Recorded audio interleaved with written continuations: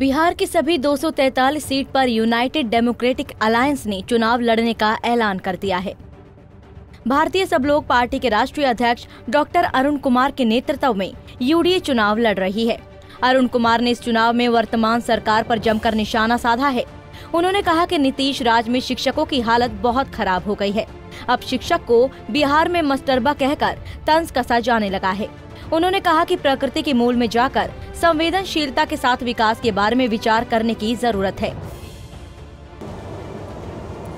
मूल संरचना में जो परिवर्तन हुआ है वह शिक्षक आवाज देने वाला होता था। शिक्षक को ही हम गुरुजी कहते थे, उनसे अपराधी भी डरते थे और छात्र भी अनुशासित होते थे। शिक्षक को मास्टरबा कहलाया गया।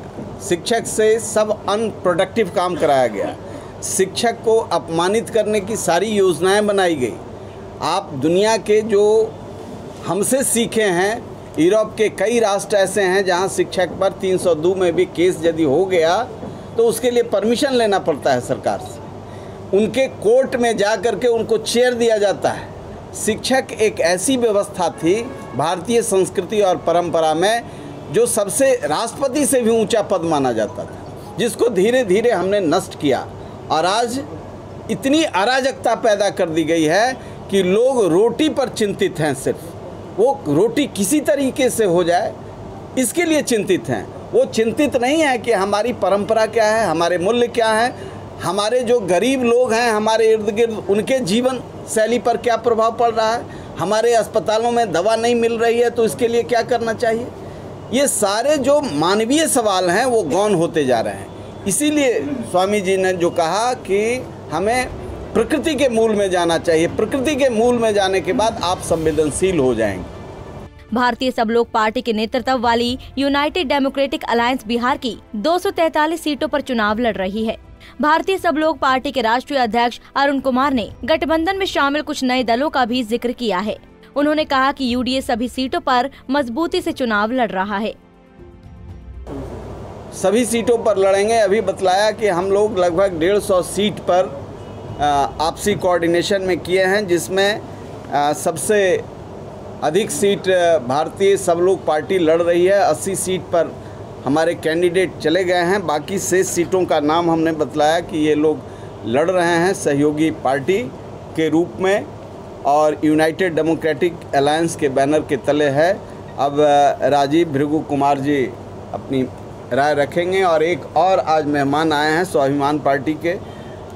ये लोग सीट तो यहाँ 16 ही सीट लड़ रहे हैं अभी तक, दूसरे प्रभाग में और लड़ेंगे, लेकिन छत्तीसगढ़ के मंत्री भी रहे हैं और वीरेंद्र पांडे जी और वैचारिक स्तर पर इनसे इस अलायंस के पूर्व भी हमारी कई राउंड बात हुई है। ये लोग देश में एक व्यवस्था परिवर्तन की लड़ाई लड़ रहे हैं। पूर्व कैबिनेट मिनिस्टर वहां रहे हैं। वहीं यूडीए के नेता राजीव भृगु कुमार ने बताया कि उनका गठबंधन बिहार में व्यवस्था परिवर्तन की लड़ाई लड़ रहा है।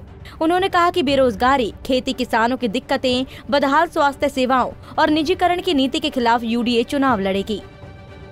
अभी जैसा अरुण जी ने बताया कि यूनाइटेड डेमोक्रेटिक अलायंस बिहार विधानसभा चुनाव के अंदर बदलो बिहार, बनाओ बेहतर बिहार, इस नारे के साथ बिहार में व्यवस्था परिवर्तन की लड़ाई यूनाइटेड डेमोक्रेटिक अलायंस लड़ रहा है।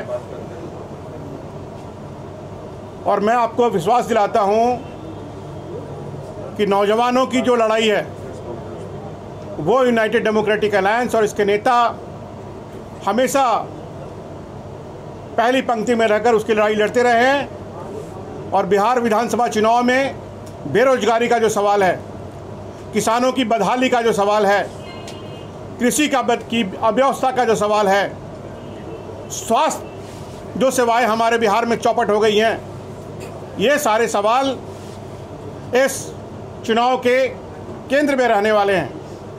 निजीकरण का जो सवाल है, आज आपने देखा एयरपोर्ट बेचे जा रहे हैं। इस देश की जो 52 ऑर्डिनेंस फैक्ट्रीज हैं, कॉरपोरेटाइजेशन के नाम पर उनका निजीकरण किया जा रहा है। पूरा का पूरा रेलवे अदानी और अंबानी के हाथों में बेचने की साजिश है।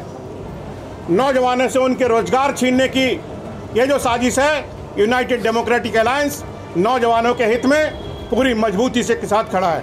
वहीं छत्तीसगढ़ के पूर्व मंत्री वीरेंद्र पांडे ने कहा कि उनका लक्ष्य 1991 के उदारीकरण की नीति का विरोध करना है। पांडे ने भारत के प्रधानमंत्री के लिए एयरफोर्स 1 का हवाई जहाज मंगवाना सरकार की गलत नीतियों का प्रतीक है। होता है, आपने देखा होगा कि हमारी भारत की सरकारें, उनका मॉडल अमेरिका होता है। अभी हाल में आपने देखा होगा कि उसके प्रतीकों को पकड़ करके काम करने की कोशिश करते हैं। वो ये देखते हैं कि अमेरिका का राष्ट्रपति एयरफोर्स 1 जैसे विमान में चलता है, इसलिए उसकी धाक है। इसलिए हमारी स्थिति न होने के बावजूद भी हम 8,458 करोड़ रुपए का एक हवाई जहाज़ लाते हैं, जो उस दिन इस धरती पर उतरता है जिस दिन महात्मा गांधी का जन्मदिन होता है। महात्मा गांधी किस बात के प्रतीक हैं? वो इंग्लैंड में पढ़े हुए बैरिस्टर थे और जिस प्रकार के वस्त्र धारण करते थे, जब भारत में आए तो उन्होंने कहा अगर भारत के साथ तादात्म्य स्थापित करना है तो उन्होंने सारे कपड़े उतार दिए। इस बार बिहार में कई गठबंधन विधानसभा चुनाव में किस्मत आजमा रहे हैं। बिहार का विधानसभा चुनाव इस बार बहुकोणीय हो गया है। एनडीए और यूपी के अलावा कुशवाहा भी ओवैसी मायावती के साथ मिलकर चुनावी मैदान में किस्मत आजमा रहे हैं। अब वक्त ही बताएगा कि इनमें से किन मोर्चे को जनता अपना समर्थन देगी। पंजाब केसरी टीवी के लिए पटना से संजीव कुमार की रिपोर्ट।